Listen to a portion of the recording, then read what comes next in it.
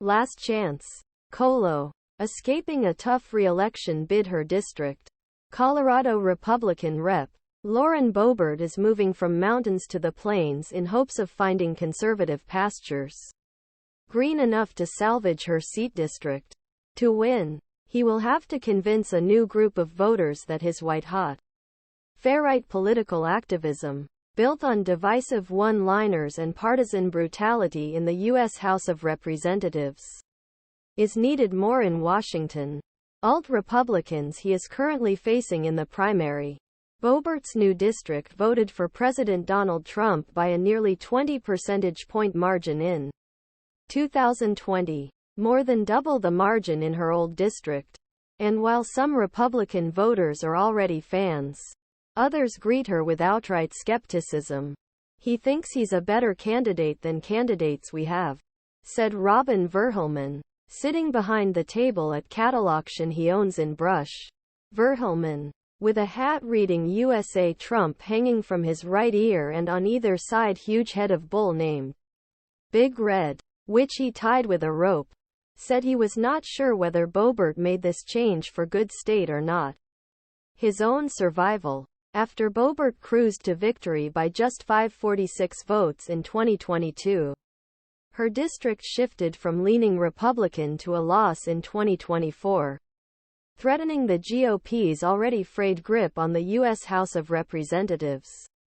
The narrow gap in Congress leaves both major parties fighting fiercely for every open seat in 2024. Boebert's move to the new district, where she will have to fight at least 9 more Republicans for her party's nomination, will likely give the Republican Party a better chance of winning both. That was part of the reason he switched, he said in a phone interview, but gave another reason to jump into a race that was already considered Republican. My voice is needed in Congress.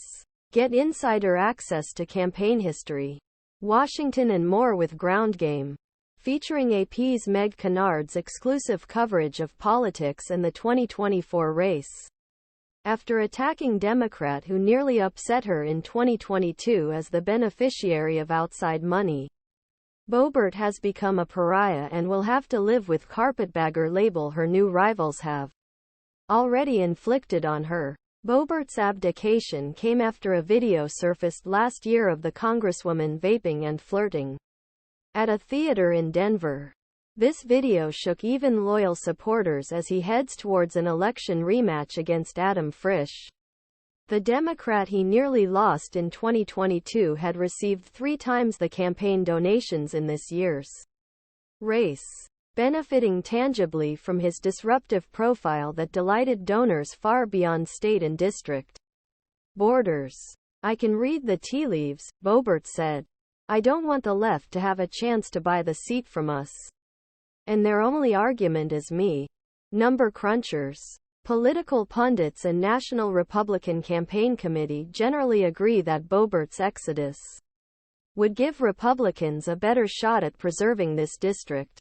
However, newly elected NRCC Chairman